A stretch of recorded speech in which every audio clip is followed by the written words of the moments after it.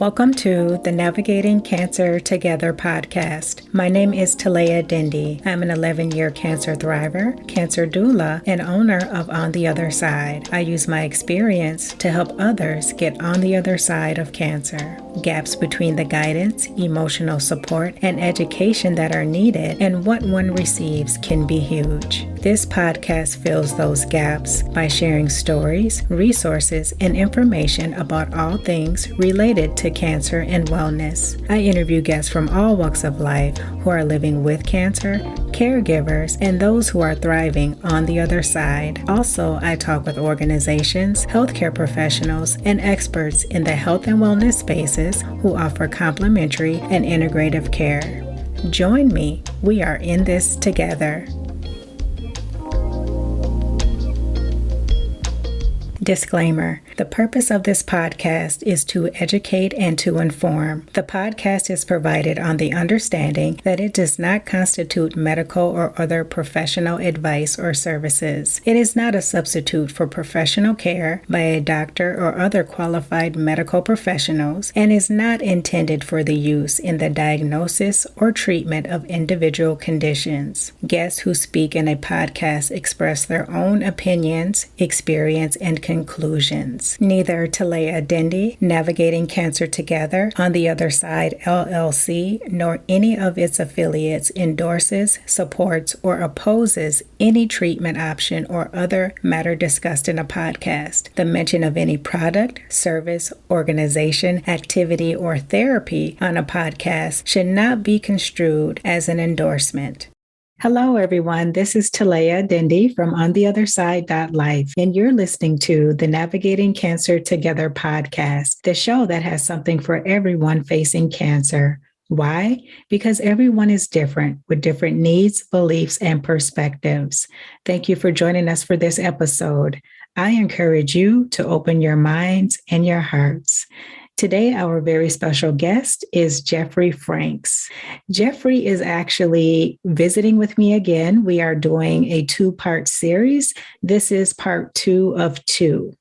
If you have not listened to last week's episode where I talk with Jefri, make sure you go back and listen to that episode as well. It is a very powerful and informative episode.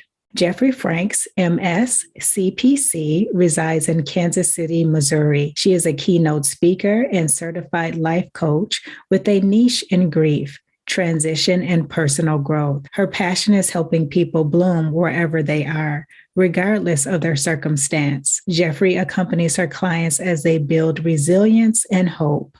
She is also a self-published author. Her book is called Heather's Journey, A Mother's Accidental Guide Through Loss to Hope. Heather was Jefri's only child, and she passed away from a rare form of Non-Hodgkin's lymphoma in 2001. Jefri, thank you so much for joining us again, and welcome. Thank you, Talea. Happy to be back.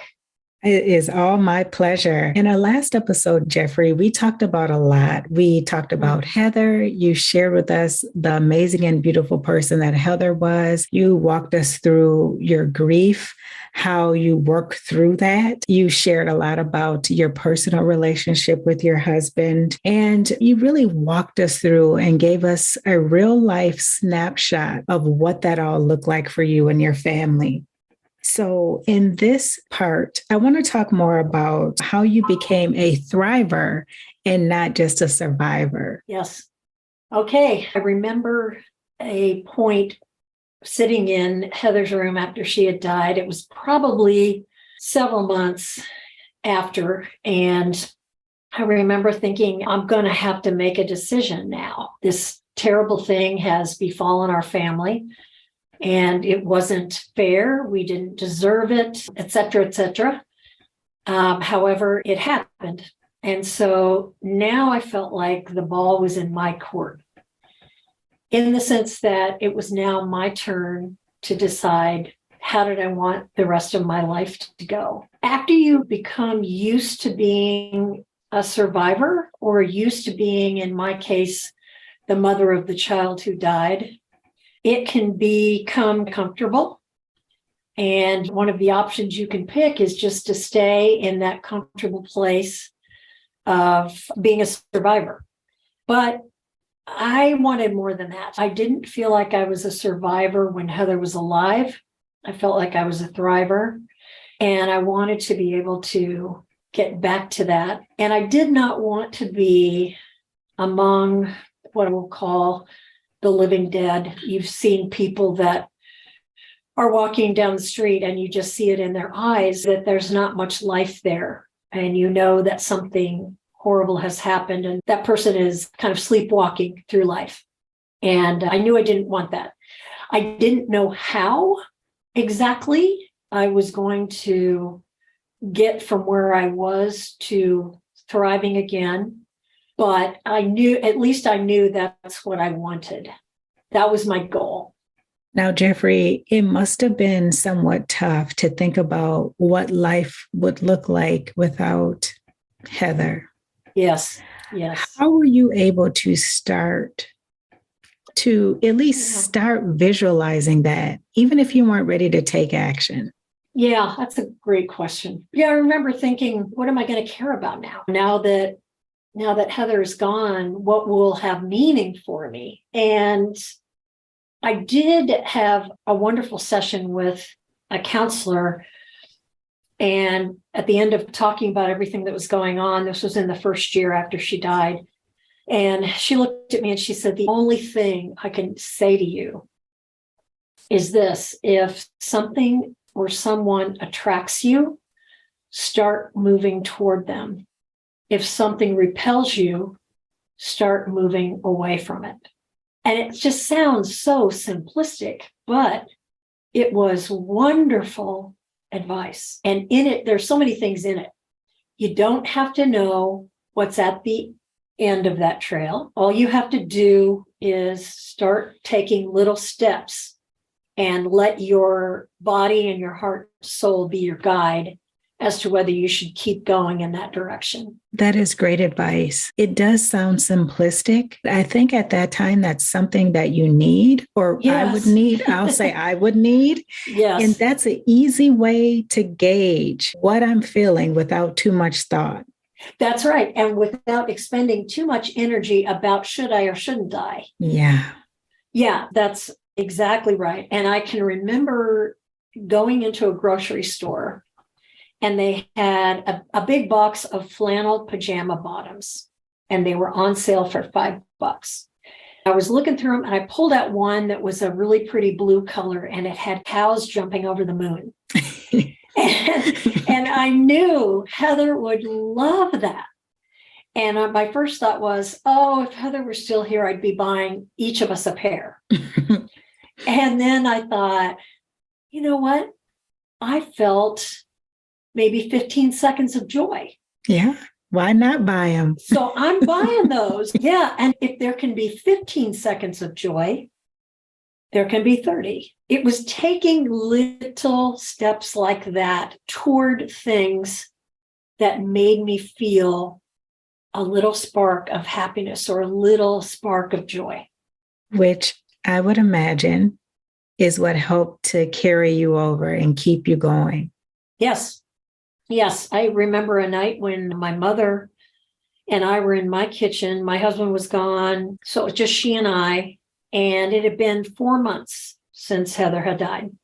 We were cooking and I dropped a wooden spoon, I think. And both of us went down at the same time to get it. And we bumped heads and we started laughing. And my mother looked at me and she said, oh my God, we're laughing. Mm. And I said, yeah, I hadn't laughed in about 4 months. Wow. Just you're on planet grief and it's a strange place and things for a while, just there's nothing funny, nothing joyous, nothing funny. Yeah. And so that laugh probably released a lot in itself. Yes. Yes. Yeah. And then the way she came up and looked at me and acknowledged it and said, oh my God, we're laughing. Oh, we are. So if we can laugh then, we can laugh again. That's right. Yeah. And it's just one little step. If anything's really important about all this, it's moving slowly, one step at a time, at your pace, and doing things the way that you need to do them, not the way other people might think you need to do them.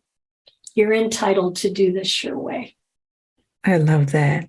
That's the best way. That's the best way. It's the only way for you is your way. Yeah.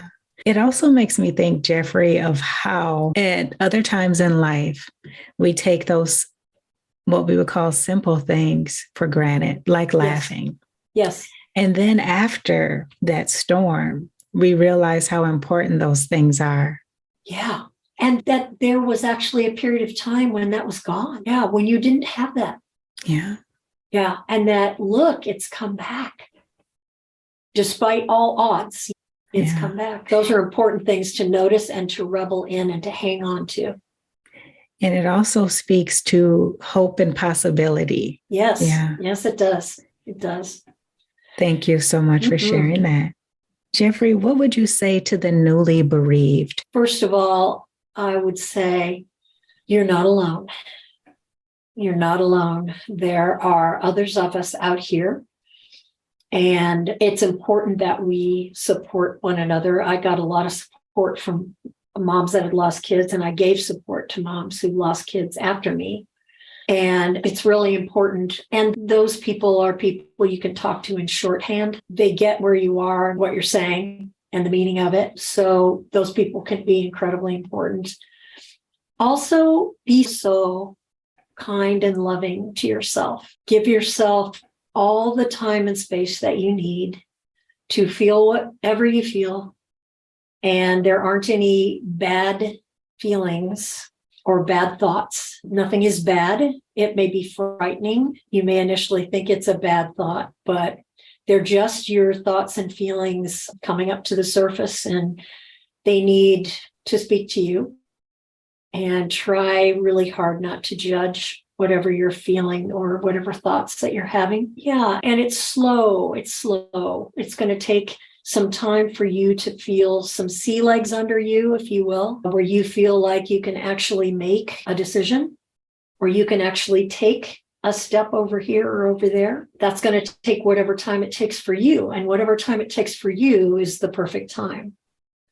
So don't let anyone hurry you. And if there are people around you that feel the need to direct your journey or are draining you rather than supporting you, it's okay to turn away from those people for a while. You can come back together later, but it's just really important that you take care of you because you're just going through a tremendous amount.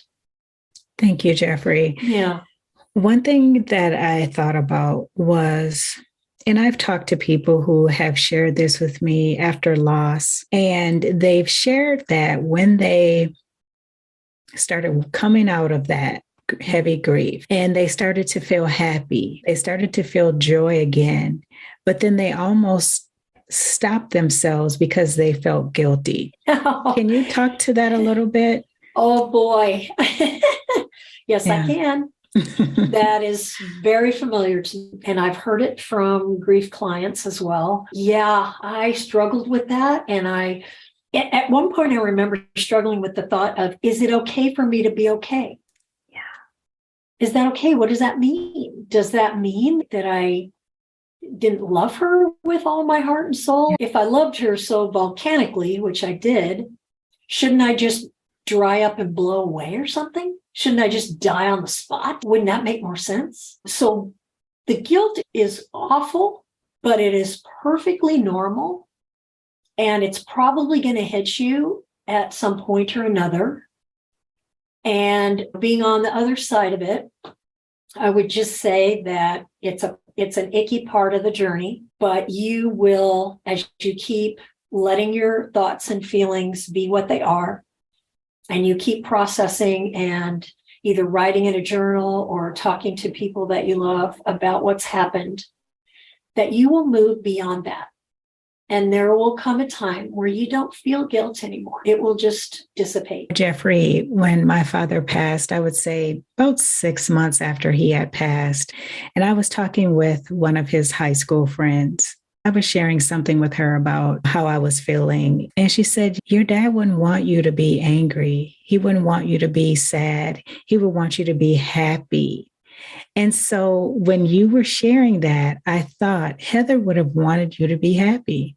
Our loved ones that leave us and that move on, they want us to be happy. Yes, ultimately, that is the truth. Although I also feel like while I was struggling with those feelings of guilt, she understood. Yeah. She understood that I just needed to work my way through that.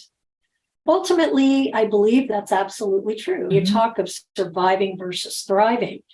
I think that's a big one. And I think that sometimes people feel, if I thrive, isn't that sort of almost an insult to my child or whoever, that I'm thriving without you, kind of thing. And in fact, I think it's an honoring of them for you to be able to find your way to happiness and find your way into contentment is an honoring of your love for that person and their love for you. And if they were here today and you asked them, would you rather I just stay in my comfy place on the couch with your blanket around me and not take very much risk? Is that what you would want for me? I know Heather would say, heck no, get off that couch. Get out there. But it just takes what it takes. It takes what it takes. Each stage is there because it needs to be there for some reason. I don't know why entirely all these things have to come, but I do know when they're here to ask questions. They're here to tell you something, and they are an integral part of you moving forward when they're icky. You know, the moving forward piece too, I think it's really important to understand that you're not going to move forward in a linear fashion. It's going to be like a spiral. So all of a sudden, you'll be back to that thing that made you cry a month ago, and you'll be crying again. But that doesn't mean that you're going backwards. That's another issue that I hear a lot when I coach grief clients is I feel like I'm slipping backwards. It's a revisiting, but it's a different visit. And I think as time goes on, you'll see that when you hit that low spot again, you'll be climbing out of it quicker than you used to. Thank you for sharing that. Sure. In addition to what you just shared, what are some other misguided beliefs that can hinder one's grief journey? Yeah. If you feel, I remember one night in the hospital with Heather, about 2 a.m., and it dawned on me that all of my intelligence, all of my creativity, all of my endurance, everything that I brought to bear really was limited. And Heather was on a journey with, in my case, God and this terrible disease. The outcome was not going to have to do with me and all of my prowess. And I realized in that moment that I really had always thought that I was really powerful and that whatever I wanted, I could make happen. And whatever I didn't want, I could keep or prevent from happening. And I didn't know I thought that till I felt the full helplessness of where I was in the moment. What I did realize was what I do control is my response to what happens to me in life. Yeah. That's where I have some control. That's true. That's about as much control as we have right there. So that's where to focus your energy. Yeah. And I think that through my life up until that point, boy, I'd spent a ton of energy trying to control and thinking that I was successful. Yeah. Until the big boom, and I found myself on the floor pretty helpless. They say, Jefri, sometimes we have to rebuild ourselves.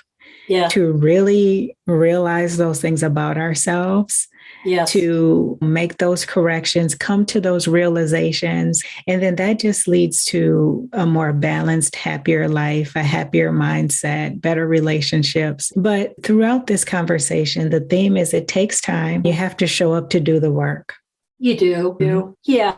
It's so important. Like in the first segment we did, it's so important to not just stay in grief, but to move to mourning. And so taking those thoughts and feelings you have that are internal and bringing them outside of yourself, either by talking to other people about it or by writing in a journal. Getting all of that stuff out is really important. Jefri, you say that you help people bloom. Please tell us more about that. Love the word bloom. I just love that word. Yeah, I just love it. It's not only a flower, but to me, it's growing and it's looking out and it's seeing what possibilities are there and really being hungry for life. And a fresh start. Yeah, and your part in it. I believe that you can bloom after something horrible like the loss of someone so precious to you. I do think that's possible. And I do think you were talking about surviving versus thriving. I do think you have to want it. You have to want to thrive. And you have to want to move forward. Those are decisions that you have to make. And sometimes when you're in the depths of despair and you've had a horrible loss like this, it seems really unfair that you have more work to do. I remember thinking that myself, how unfair it was that I had to decide where my life was going to go. But it's true.